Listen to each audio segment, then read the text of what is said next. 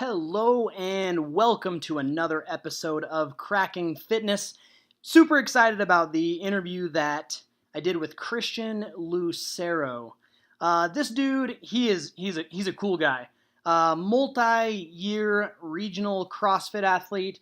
I went to the CrossFit Games in 2016. Olympic lifting superhero. His wife is Jessica Lucero. She's an Olympic lifting. She's actually the real Olympic lifting superhero. I mean, he's good, but she's great. So they're like a little power couple, gonna have Herculean babies someday or something like that. So today's episode is actually brought to you by a company that Christian owns. It is a grip tape company. It's called Grip Tight Tape. And if you're looking for some good, nice sticky tape that you can wrap around your thumbs or your wrists or whatever you need, definitely go check them out. It's griptighttape.com, and if you're listening, you can get 10% off by using the promo code CrackingFitness. Him and I were talking about it, and we were trying to figure out which code to use, and I was just thinking crack, but didn't sound kid-friendly. So Cracking Fitness will get you 10% off from griptighttape.com. If you like today's episode, please hop on to iTunes or Spotify or wherever and give us a review. We appreciate it and hope you enjoyed today's episode. Bringing health, wellness, and fitness ideas right to your speakers with your host, Tyler Martin, learning from experts and average Joes alike. This is the Cracking Fitness Podcast.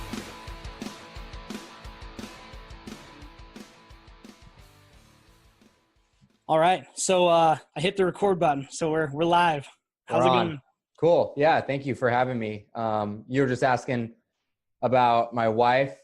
She did third in the snatch and third in the clean and jerk and third overall. So bronze across the board. She did a 94 kilo snatch and she made her opening 113 clean and jerk. So that's amazing. Yeah. So snatches were very consistent as they've been in training. So that was good. And then clean and jerks had a good opener, and then a couple lifts didn't go her way, but she had a really good fight on a few of them and was able to push some of those other lifters, and she was in the mix at the top of it. And I think learned a lot and had a really good experience there, and her first international medals. So that's amazing. Yeah, that's so awesome. Cool. Mm-hmm. I've followed both you guys for a little while, and it's just been fun to see that progressive progress. And I mean, I think if there's anyone that understands progressive progress, it's people that are competing at the highest level like you and her. Yeah. And like you said, as at the highest level, there's the progress slows, right? So like that progress you see as a beginner, all those PRs, all that different stuff that comes with those big jumps and leaps when you're starting off, and all that learning, it slows down as you get higher and higher. And at the highest level, people are, seconds, milliseconds away from one another. In her instance, it's, kilos. They're, 1 kilo, 2 kilos off of that. So it comes down to that hairline, and everyone's looking for that advantage or to gain a little bit. And those gains, as you get to that higher and higher level, start coming less and less. And you're more thankful for a 1 kilo PR. 1 kilo PRs are a big deal. Yeah. And, as you're starting off, you're like, oh no, I PR'd by 10 kilos and I PR'd 20 kilos and stuff like that. And then it slows down drastically, and you start looking for those 1 kilo PRs. And those are like kind of what give you hope when you're at that level. Well, I'm personally still not at a high level, but if I could do a 1 kilo PR, I'd be happy right now. It feels like but that's like high level for you, you're like, exactly. You're at a point where, whether it's your technique or your strength or just your lifestyle you've gotten to a point where, okay, this is I'm maxing myself out with what I have. I either need to go back and change some things, or I need to, change some things that I'm doing to be able to continue to have advancements, to continue to gain, kilos on my lifts and get stronger, get fitter, whatever your goals might be. Everyone's going to hit a point where they've maxed out what they're doing. And then it's a matter of, okay, do I need to just that's a personal thing, and seeing how your body's responding. Is it just, do I need more time doing this? Do I need to adjust some things? But, there's some very different scientific approaches you can take towards it. And, some people are very scientific about it, and other people are just kind of like shotgun effect. Just try, spray it all over, try. Yeah. Yeah. Do whatever they can, as much as they can. Yeah. For sure. I know with clients, I try to not take a shotgun approach, just so that we can just see a good progression over time, and I'm all into basic lifestyle guidelines. So making sure people are sleeping enough, getting the right types of food, chewing their food and everything. But I guess before we dive deep into the basics, kind of want to learn a little bit more about you. Who are you, and what got you into this space, and where you're at? You're obviously a great athlete, but I don't know much about your past. Yeah. My past kind of takes me through just being in sports my whole life, starting when I was a kid, with different martial arts like Taekwondo, Muay Thai, boxing, mostly it's like stand-up martial arts, and then gymnastics as well when I was a little kid. And cool. Then progressed, through, I played a little bit of basketball, soccer growing up, like when I was younger. And then always had a love for football. Always, football was a big part of my family growing up, and started playing when I was in middle school.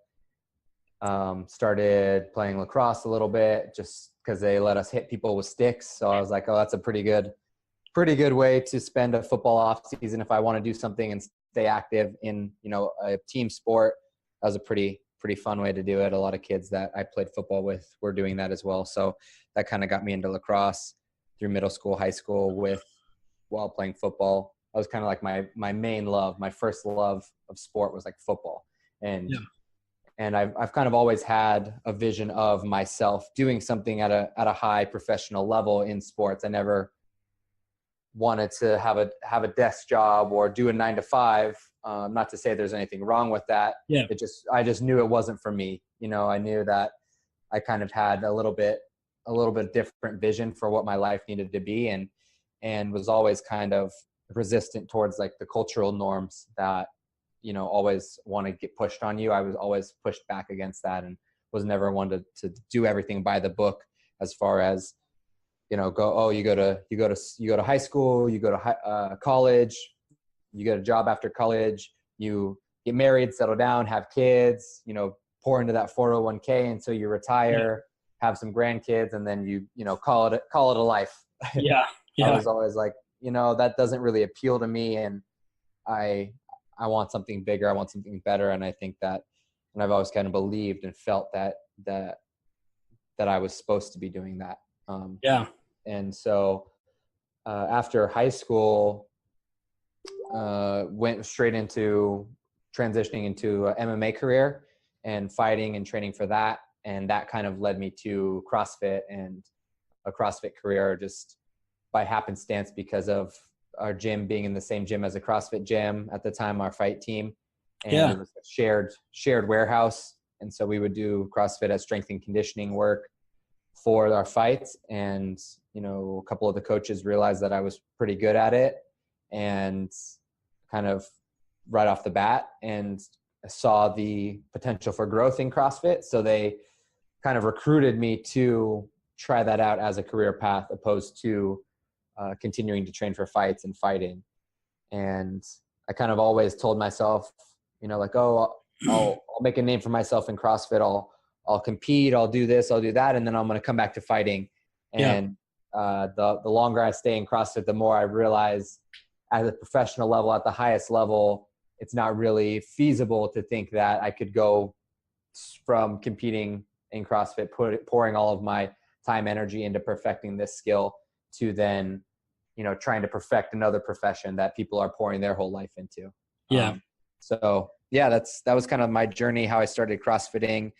I had seen it a little bit, that style of training when I was in high school. We had a very good high school program, and I played with a few players that are in the league right now.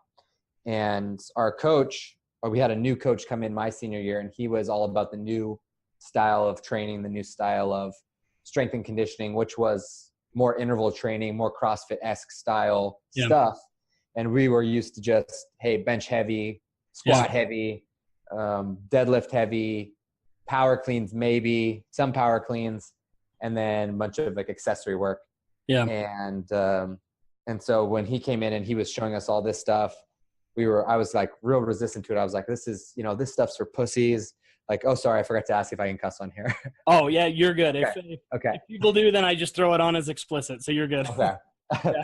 I was like, this is for pussies. They don't know that we're supposed to be benching and squatting, half squats and, very meathead style training. And so that was kind of my first introduction to that style of training, that style of interval training and high intensity. And then, I've always trained for a sport. I've lived in the gym just because of training to get better and be better at my sport. And so it was a pretty easy transition to go from that to just having experience in the gym, doing different sport-specific exercises, sport-specific training, whether it was for, fighting, football, lacrosse, just to be better at moving and stronger. And I think my whole life I've been trying to improve upon what I've been given, like my body, and trying to make it the best it can. It's starting from a young age, just seeing that, and my parents kind of instilling that in me, whether it's from like what I eat to what I do, to how I train.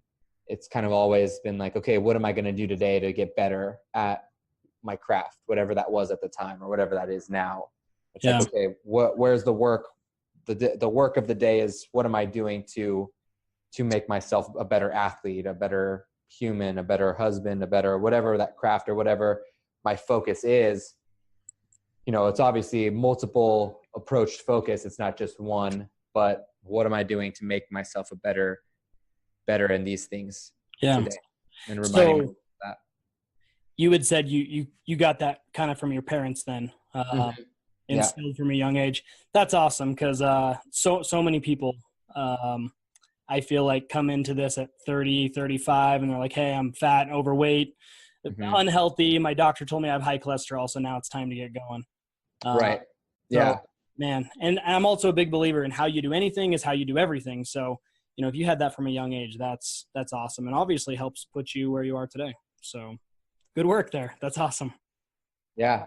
Yeah. Thank you. I mean, it's the, combination of, I would say like nurture and nature, how you're raised, the people, the company you keep, the environment of people that you're in, I think has a big role to play on that. And I think they're both super important. You can't have one without the other. If you're, I've had friends that dick around and, like to party, like to drink more than they like to work hard at, getting somewhere or being special, doing something great. They like that stuff more. And, those friends I don't usually like have many of those friends or hang out with those friends that often, just because we have, different goals. And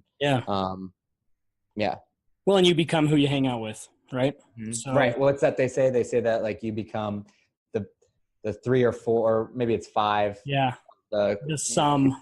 Yeah. The people you hang out with the most. Yeah. Totally believe it. Yeah. 100%. So one thing that this podcast is all about, when I started it, I wanted to be able to bring in kind of some average Joes and then experts such as yourself, doctors, whatever, and just talk basics. Because I feel like, well, kind of going back a little, I wish that at a young age I would have known a better path. Because I found myself at, 25, 40 pounds overweight, like huffing and puffing, getting up the stairs. And I've kind of worked my way in a certain direction. But what I've found is, talking with people like you guys seem to have such a solid foundation of basics. You're like a specimen of perfect basics. And so really that's what the podcast is all about, is bringing you guys on and just talking basics. So I guess, what are your thoughts on the basics? How important are the basics for health and fitness? Yeah, I mean, I think you hit the nail on the head. Like, the basics are everything. Like, if you don't do an air squat right, how do you expect to do, you know, a 400 or 500 pound squat correctly? Yeah. You know, and it's just like with anything, if you don't, you know, sleep proper, how do you expect to be a great athlete? Well, you know, how do you expect to, if you don't eat right, how do you expect to fuel your body for your training and to be the highest caliber you can be, right? So like you said, the basics are everything. And whether that's basics in your movement, basics in your sleep habits, your eating habits, your thought processes, like your mental habits and all of that. It's all about, like you said, the basics. And no one's ever too far ahead or, you know, too far along to correct them and to go back. Like I've taken steps back in some of my movements, some of my movement patterns, said, hey, you know, this might have gotten me here in the past, but I'm looking at this and going further than that. Like so what do I need to do? How do I need to maybe take a step back on some movements, on some exercises, on some things, and say, I need to rebuild these basics and get my foundation better. And then we'll keep advancing it. And I think that's something you'll find with, you know, any professional athlete that's trying to be the best at what they do. As a professional athlete, there's, you know, only a certain amount of things you can do to do that. And one of those things is, you know, taking a step back and looking at, okay, how can I make this more efficient? How can I make this a better movement, or just better to then give me, you know, a little bit better of a time, or a little bit stronger, whatever, or a little bit faster, whatever. It's like, how can I break this down into pieces and make these pieces better to make this sum better? And that's, I think you hear about, you know, athletes like Michael Jordan doing that all the time. LeBron James, I know you know, he's always under a lot of heat for, you know, something he does or says or disrupting an organization. But I think that one good thing a lot of people have said about him as ex-teammates or teammates is that he's probably the best athlete in the NBA, maybe the best athlete in the world in any sport, arguably. And arguably one of the best, or arguably the best NBA player of all time. You know, some people might say LeBron, Jordan, or Kobe. You know, they have people up there, but he's in that conversation. And there's the one thing that he always shows up to practice early. He always stays late, and he's always the first, like one of the first ones in. And he's drilling his, you know, jump shot. He's drilling his 3-point shot. He's drilling his dribbling. He's drilling his free throws. You know, he's doing the basics. He is working little things and basic movements continually, even though he is, you know, 10 plus years into his NBA career.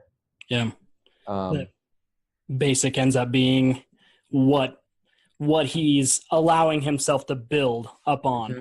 Yeah, exactly.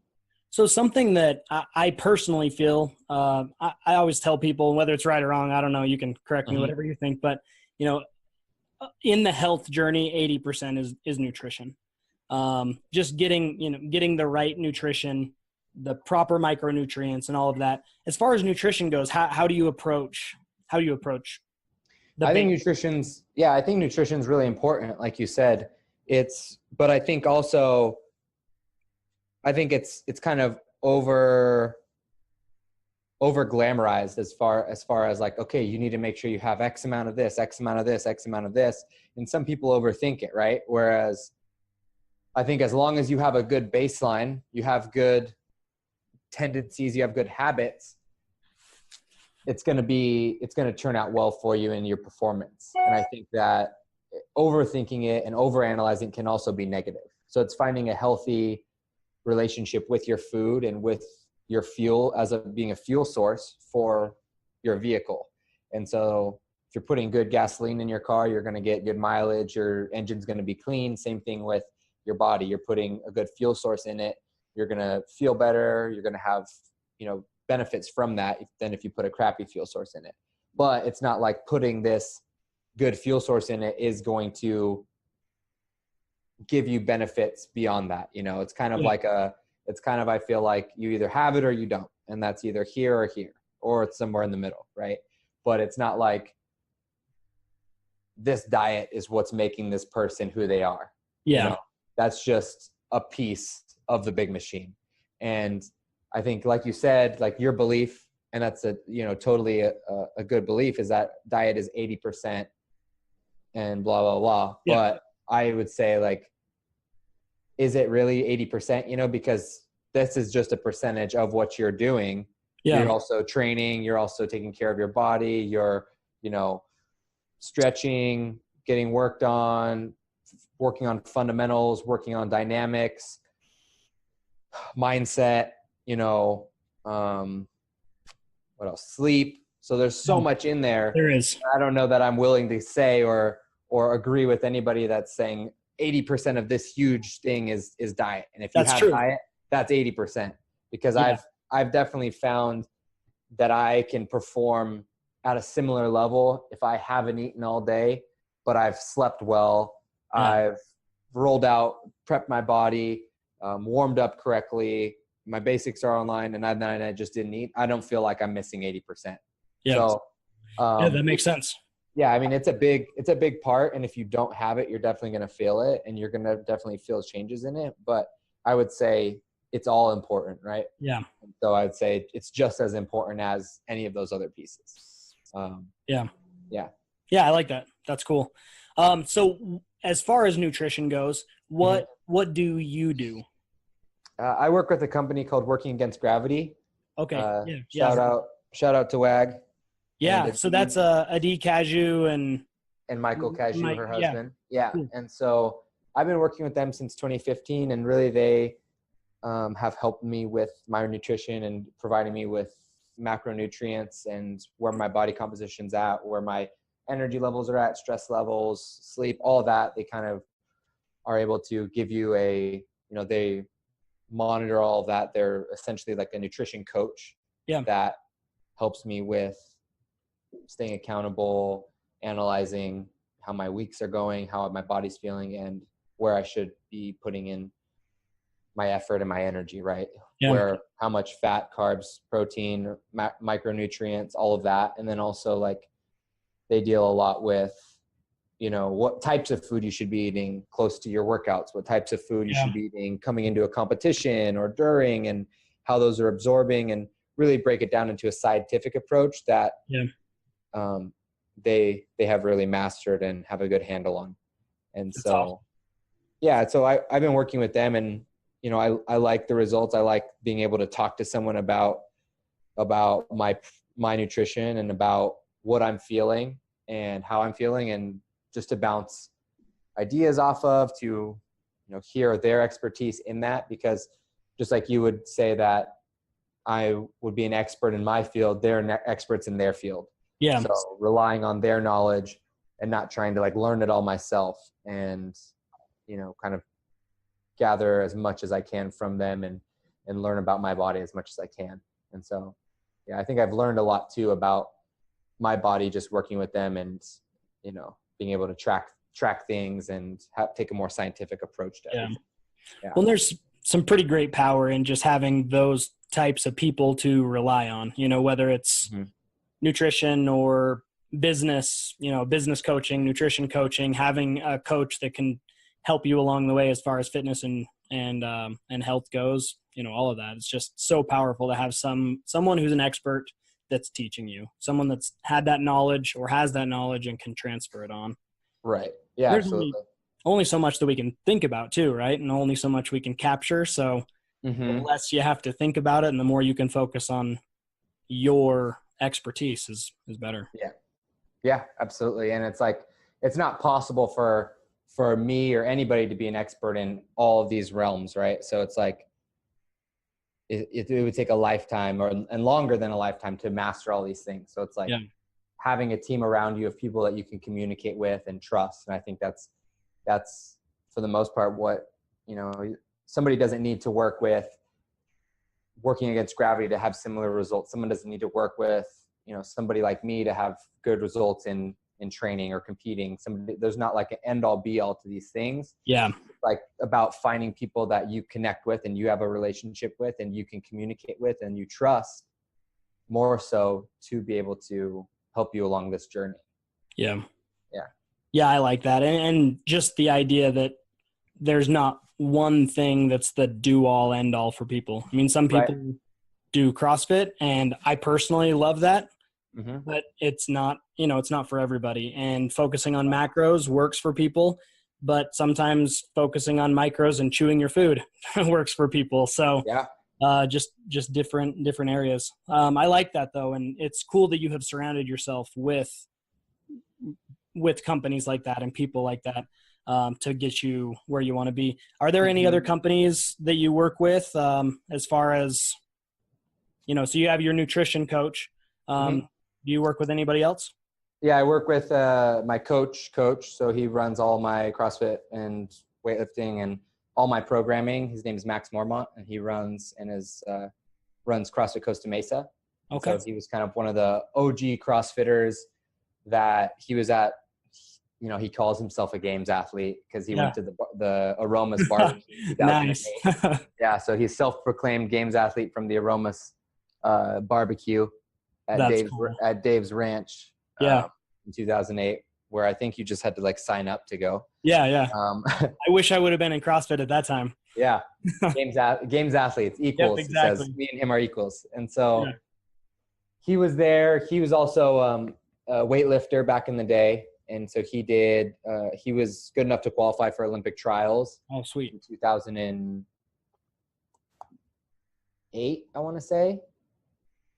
2008, I think he was going for, or 2012. I forget which one, but I want to say 2008. Yeah. And he was a heavyweight lifter. He kind of started weightlifting with Coach B, Mike Bergener, up in California, in Bonsall, and he was a coach to quite a few different athletes. One of them was John Welborn when he was in the NFL. Vitor Belfort, he ran his fight camp for a little bit in the UFC, and then he was one of the guys that started CrossFit football with John Welborn. Oh, cool. And, yeah, so they had a falling out, but they I think they're fine now. But that's good. It happens. Yeah, I feel like everyone's had a falling out at some point with somebody, so it's like, who cares? Well, exactly. We're all adults. We can get over it. Well, some of us aren't, but that's true. So that's my coach, and then I work with Kalo, or is a ring company, like they make silicone rings. Cool. Me and my wife work with them. We have a great relationship with them. Barbells for Boobs is another one of our longtime sponsors and partners. Now, you've been doing something with like True Brain, or so we just started working with a company called Brain Co, and they are a company that we love. They're out of Boston, and they were kind of born at the Harvard Innovation Hub, and they are a company that basically can create a wearable head unit that can monitor your brainwave activity. So it's basically registering what type of brainwaves are more present at certain states. So you can go through a guided meditation or go through a brain activity, and they have a few different brain games and brain exercises and meditations that use those readings you're getting, and you have to control which ones you're putting off, whether it's your alpha or theta waves. Basically, one would be for more of a focused state, one would be for more of a relaxed state, and you're trying to control which one you're using, and that controls the game. So the only way to get through the game and to make whether it's a little guy that's doing weightlifting, whether it's a video that's playing and it stops if you're not in that certain range for your brainwave activity, you're using that to complete the exercises. And that's kind of their focus fit section. So that's where they're using this device and these simulations to basically help you be able to have a feedback on instant feedback, right? You can see from the screen instantly where my brain waves are at. What am I doing in my head? I feel like I'm focused, but this says I'm not. Everyone's been there. Yeah. And so that's my life. Yeah, exactly. So they have that, so you can kind of train yourself when you're in those moments, whether you're competing, whether you're going for a lift, to be able to more quickly and recognizably put yourself in a focused or relaxed state. So And what yeah. I've seen you lifting with it on just on Instagram. So what have you found for yourself with that? Yeah, so you don't actually wear it while you're lifting. So Okay. like you would wear it and go through these exercises pre or post, you could, or to start your day or to end your day. And it's more so just a way, just like you would do, say you were doing breathing exercises or, banded exercises. So like if you were doing like a banded walk to try to help you, engage your glutes, strengthen your hip flexors, that way in the hopes that when you go to squat, those muscles are going to be firing. You're going to be able to control those muscles a little bit better and engage those bigger movers as you squat versus Yeah. relying more so on your quads or whatever you do. So similar to that, like this is a way to train it and to use it post, pre, intra, like basically use it around your training or around your day to train your brain and to have an idea of how to put yourself in a focused state, what that feels like, what you need to do to get to that point, or to be in a relaxed state. A lot of us spend our life too much at a focused state or too high in stress, anxiety, Yeah.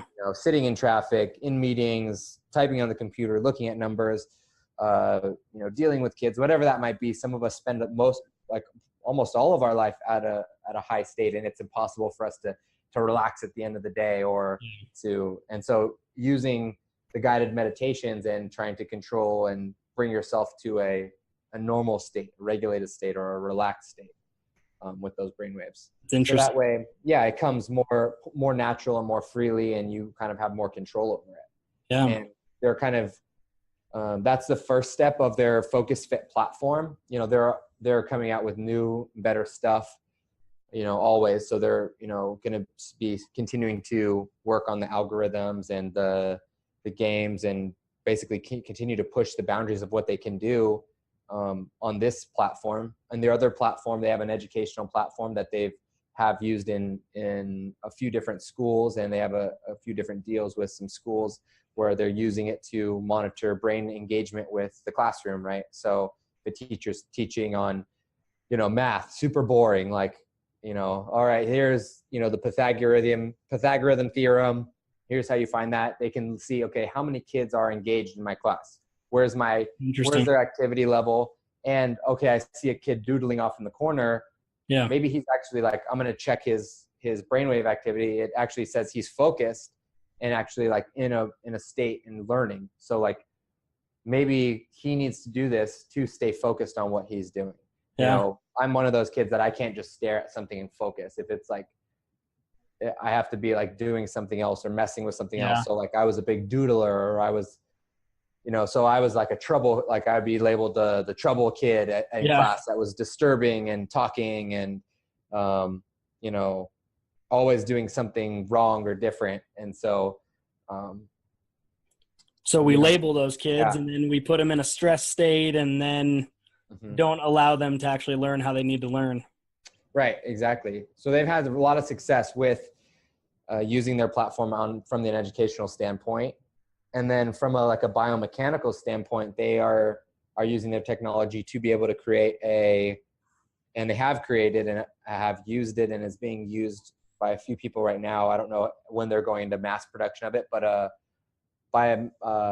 it's a biomechanical hand for amputees to be able to control with signals that they're sending to their brain to move, certain parts of their arm or hand that they would link up with this biomechanical hand and have kind of as much range and dexterity as you would with a hand. So that's amazing. You have a video of that on your Instagram, right? I think I do. You're thinking of it and it's moving. That is is crazy. That's amazing. It's cool that you're working with a company like that. Yeah. It's probably nice that they can, Yeah, it's hard, but it's like, I was surprised at how hard it was. And then we were at Consumer Electronics Show, CES in Vegas with them this year. And they had one of their, the guys that they've been working with, testing this, trying to perfect it and get it right. He was a Chinese Paralympic, I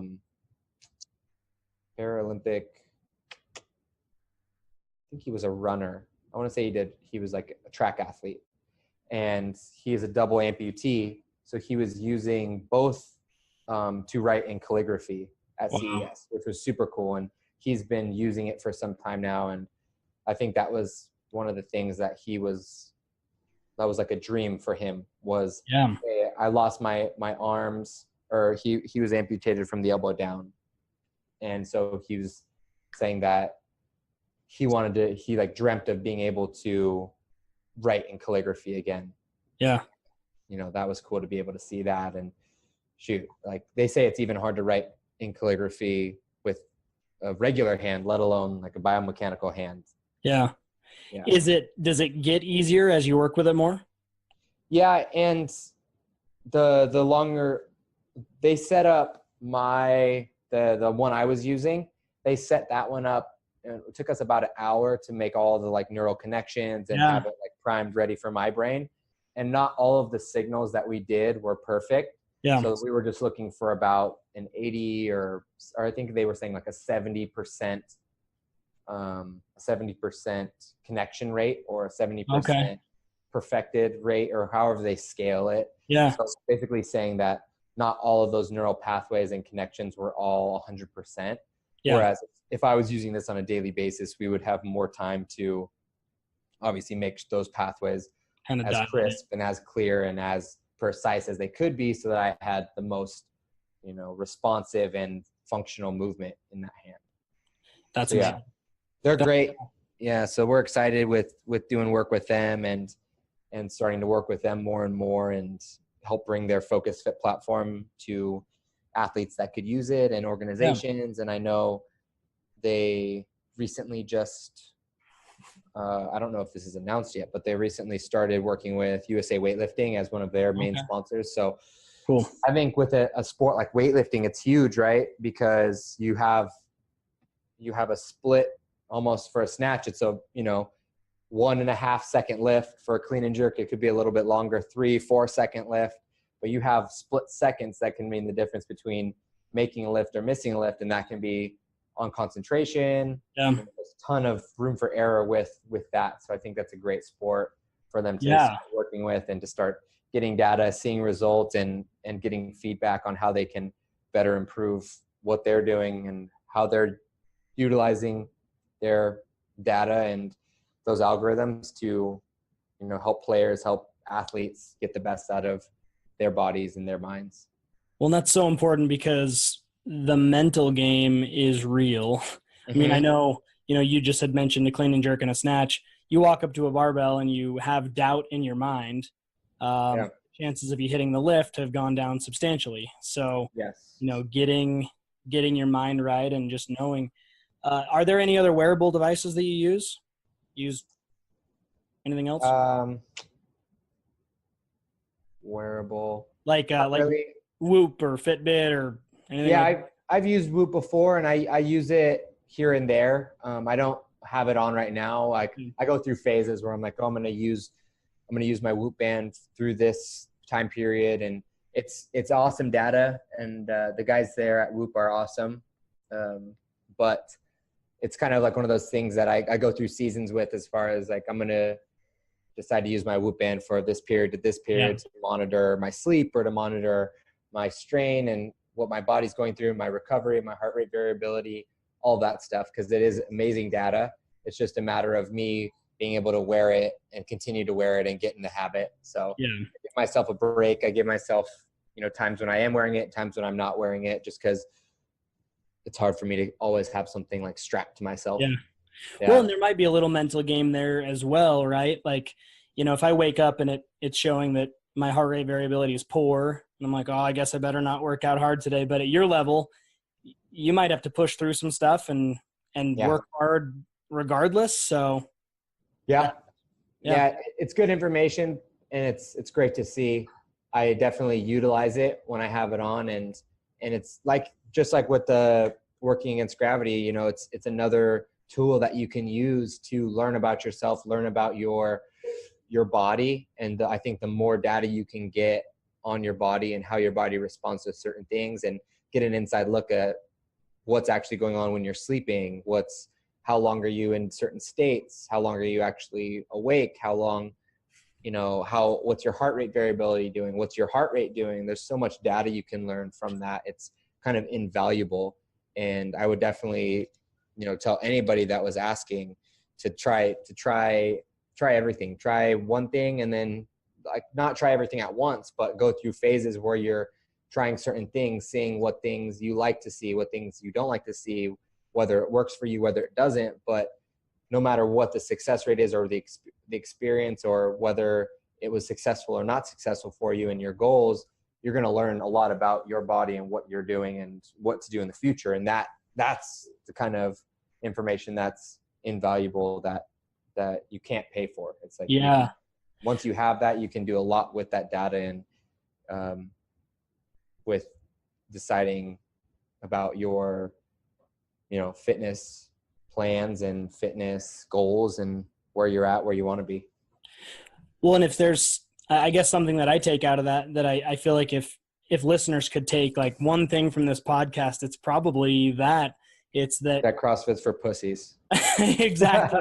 Yes. Yeah, just bro lift. You don't need to do anything else. Yeah. Know that if people would just try something and be compliant for a month and see how it feels, see how you feel, does body fat change? Does muscle go up? Is your aerobic capacity better? Is your strength?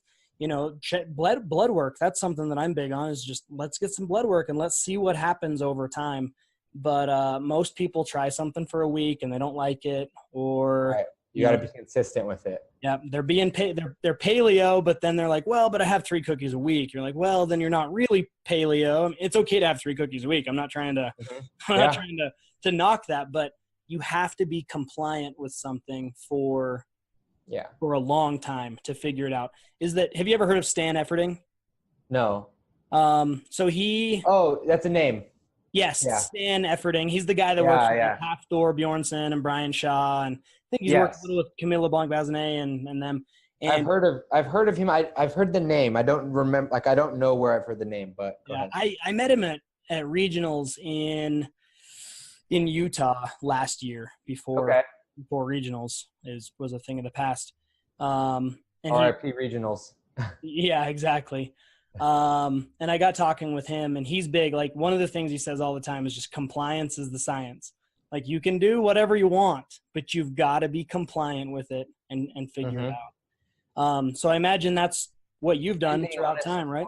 Honest with yourself too. There's being honest with yourself. Am I really doing this to the full capabilities that I could be doing it? If I'm going to tell myself, I'm going to track my food, it's like, okay, I'm going to track my food. I'm going to put in everything that I'm eating into this program so I can see what I'm doing, and not having a cookie and not putting it in. A lot of people aren't really honest with themselves. So like you said, compliance with the program, with the meal plan, with whatever you're doing, being honest with yourself so you can actually get real data off of that. Imagine if scientists went about think of it like a scientist. Like, if I was trying to do an experiment, I'm trying to mitigate all the factors that could give me bad data.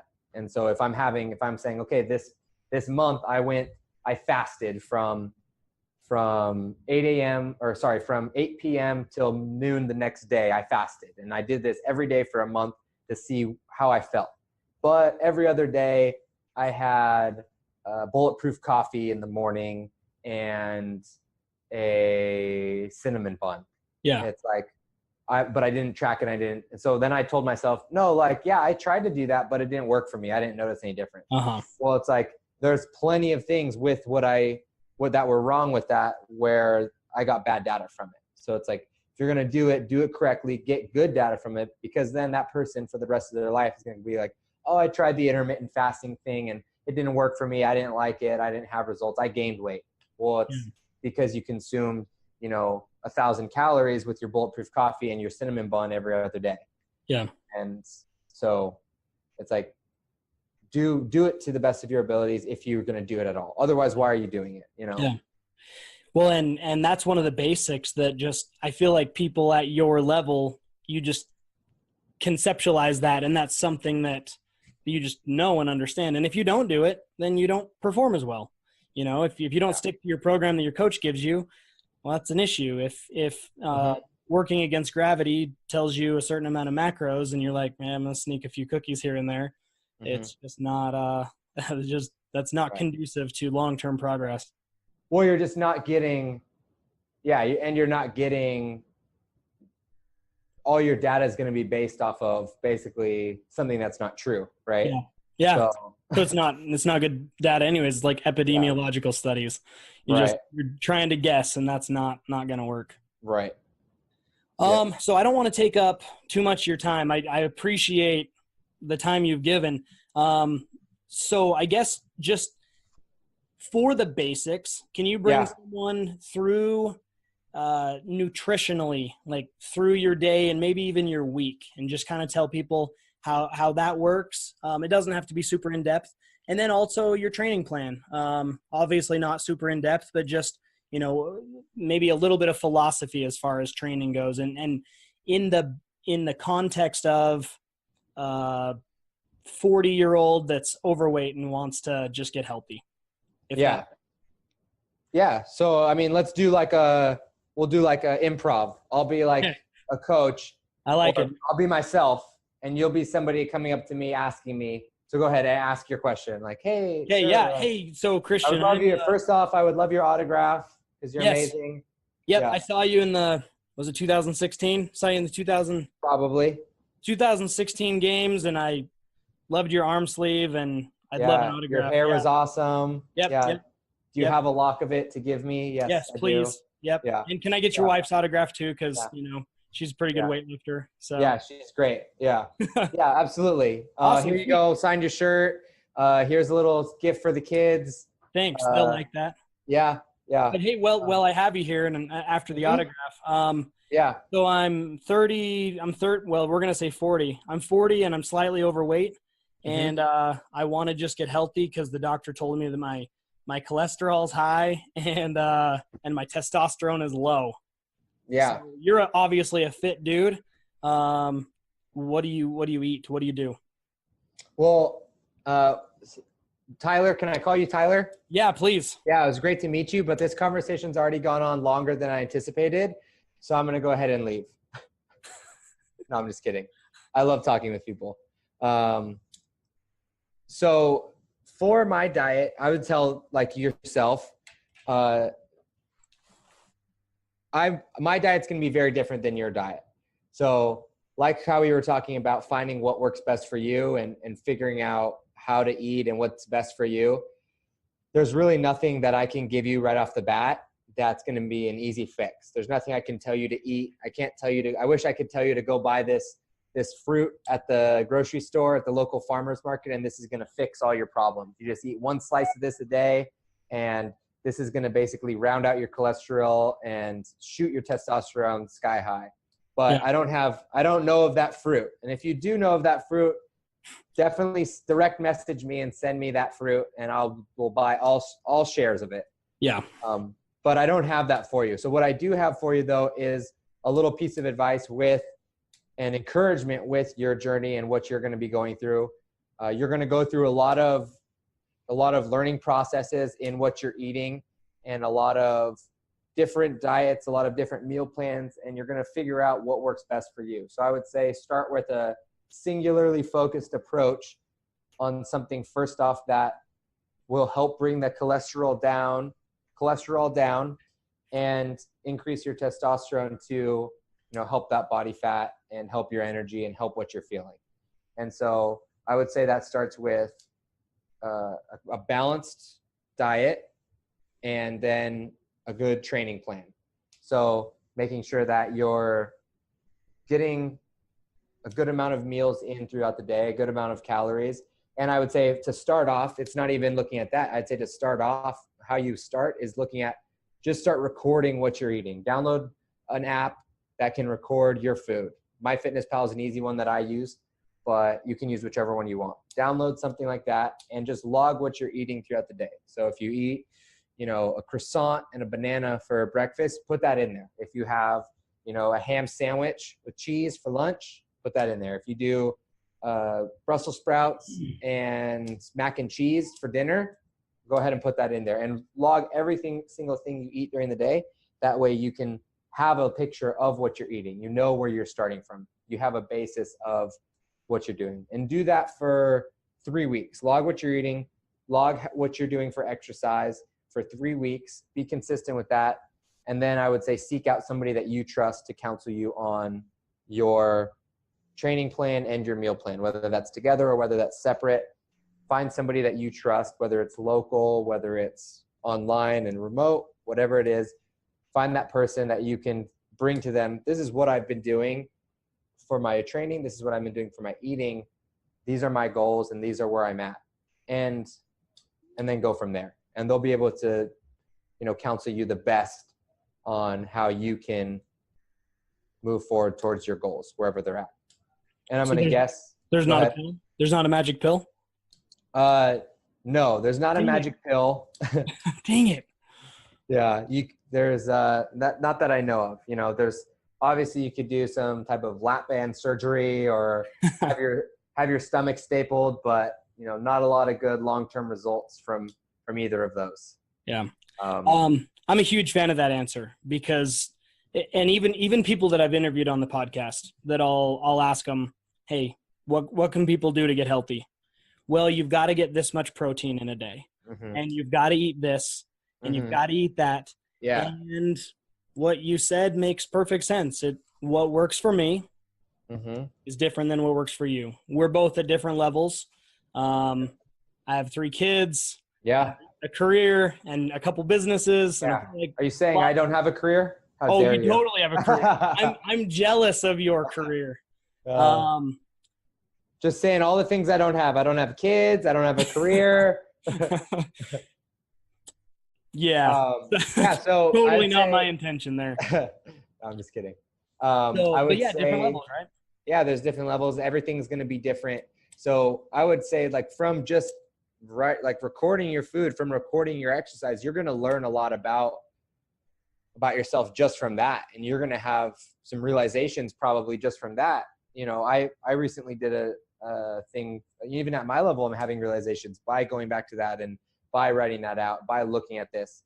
And like you said, getting back to the basics, that's something I would tell somebody that's just starting off. So those are basics of recording X and recording Y and looking at that data and those things you put down and then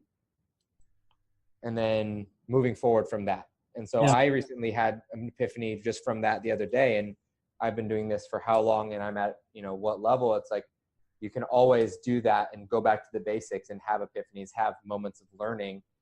I recently just did something for WAG that they're going to be releasing where, I took a picture of all my food and sent them my food log for a day. And usually when I go through eating throughout the day, I will sometimes be like, oh shoot, I don't want to eat anymore. Like that's the last thing I want to do. I just want to go to bed. Like I don't want to finish these macros. But I looked at it and I'm like, oh, I have to eat so much. Poor me. I'm always eating, yada, yada, yada, feeling sorry for myself. And then I looked at this log of like pictures of food that I ate the other day. And I'm like, man, I really don't eat that much. I'm like, man, when I think about it and when I look at this, like in my head, it's so much, or in my fitness pal, it's so much. But it's like, if I look at these meals, it's like, I'm not really eating that much. So I'm having a realization that, okay, maybe I need to look at my meal timing then. Maybe I need to look at this and that. And it is possible for me to eat more. Because sometimes when people start eating a lot or you increase calories or increase this, they think that it's impossible for them to eat anymore, or it's impossible for them to eat that much. And then, there's obviously things that you can do to make that better and make that easier.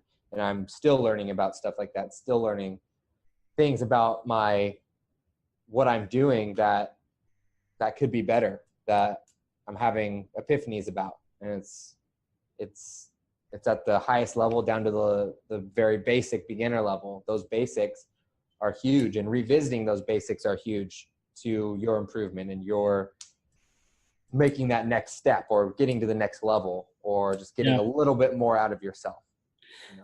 I love that mentality because I feel like if we have the thought of I've arrived, I'm here, I got the abs, so I'm good. Right. Or, hey, in business, I've I have not personally, but I've made my first million. So You're bragging again. Yeah. Made my first million. So we're good. That's just a recipe for disaster. So having that mentality of, hey, I'm a high level CrossFitter and I still have things to learn. Like that's what makes you Christian Lucero, man. That's awesome. Right. Cool. Yeah. That and the hair. Yes. And Yep. That and the hair and the tattoos. Yeah. So are you going to send me that lock of hair or no? Yeah. I actually already sent it to Locks for Love. Sorry. Oh, good. That's a better cause than me. So there's some kid who needs it a little bit more than you walking around with my hair on top of their head. I mean, you've seen this though. I could use some. That's awesome, man. Well, I appreciate it. I know that didn't have like a very consistent theme through it, but I honestly feel like the listeners will get a lot out of that. I loved talking with you about just kind of a broad subject, but really when it comes down to it, I think what I got out of that the most is even like something that we can say new people and experts can both agree on is that we need to be consistent over time and see what's working and what's not, and be true to ourselves and be willing to change if we need to. Yeah. Be honest with yourself. And I think it's hard to be honest with yourself if you're not being accountable to yourself. And so like by writing, like we said, with the food, for example, or with the training, like writing everything down, going through it and putting it on paper and then reflecting on it, looking at it, because when that's staring you dead in the face, it's not the same as you recounting it from your head saying, oh, I think I eat a lot. No, you're looking at a list and a pictures of what you've eaten. And you're thinking, okay, this isn't really a lot. Yeah. So what's happening in your head can be very different than what's happening in reality, as we know. So it's definitely a matter of, being honest with yourself. And it's hard to be honest with yourself when it's just you and you talking. It's much easier to be honest with yourself and to have good feedback and good data when you're looking at something and it has everything on there and it's staring you in the face. There's no arguing with the numbers and with the facts. And so I think that's the most important thing is because you're doing this for yourself. So you're not doing this hopefully you're doing this for yourself, but that's another thing to examine. Intrinsic versus extrinsic. And am I doing this for my internal happiness and what I want, or am I doing this for somebody else's happiness, or what I think somebody else wants, or what I think I should be doing, or what I think is expected of me, or anything like that. Yeah I like it, man. So how can people find you? They can go on Instagram, Twitter, Facebook, all of that. I'm all under Christian V Luce, Luc. Okay. Christian V as in Victor, Luc.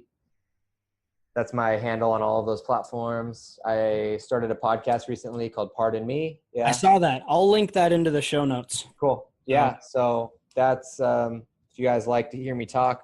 I don't talk as much on my podcast as I do on other people's podcasts, but I'm mostly talking to other people. Try to let them talk a little bit. Yeah. But yeah, it's called Pardon Me with Christian Lucero. I have guests on just like this, and we talk about, kind of open form conversation. So I just started that. Started a thumb tape company called Grip Tight Tape. So that's for like finger tape. You can use it for wrist support. We're coming out with a couple of new products coming soon, and making our one product we have even better. Yeah. Doing that. So that's been fun. And what else? Yeah. So that's all my stuff. Trying to think if there's anything else coming up. Yeah, no, that's cool. I like that. Yeah. So I'll throw some of that or all of that into the show notes so that people can find you. And again, man, I just really appreciate it. And if you want to, it'd be fun to have you on again and just kind of maybe get a little bit deeper into stuff. Yeah, absolutely.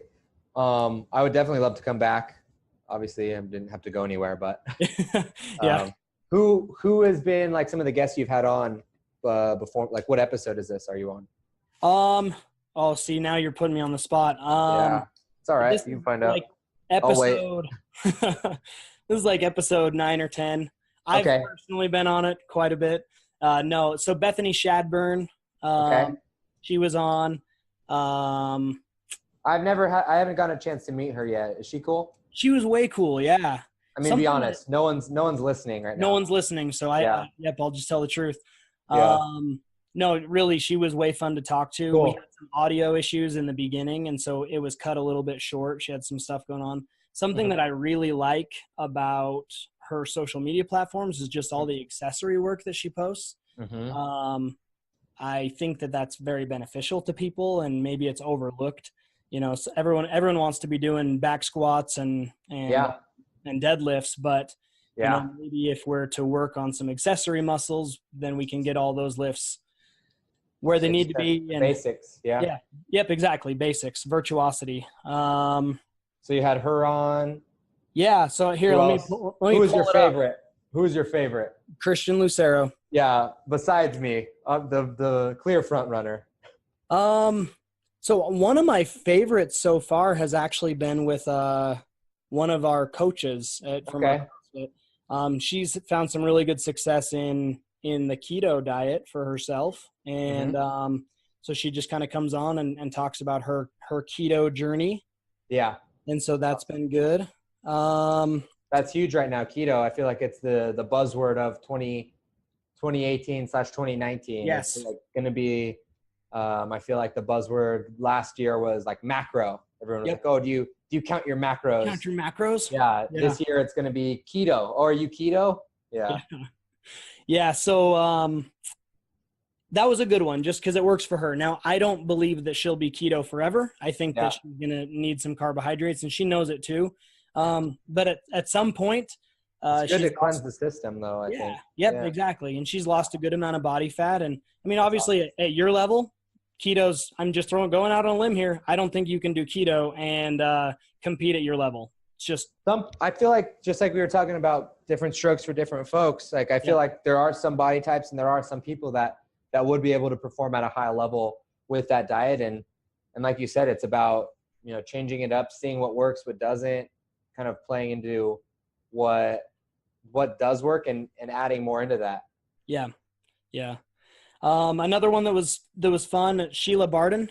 Have you ever heard of her? I know Sheila. Yeah, so she came up and she actually my wife manages a resort here. My friend Adrian. You know Adrian Mundweiler? No. He's known, I think the one thing he's done well in CrossFit is win the bike event last year. Oh, nice. So he won what was it called? The crit. He won the crit. And that's cool. He got to wear the leader jersey for a little bit. Sweet. 2 events. And then he quit. Yeah. And then the real CrossFit started. So he's here getting ready for the Rogue competition. Okay, cool. Are you doing that? He served me oats this morning, so he's taking the bowl to go wash. Thank you, houseboy.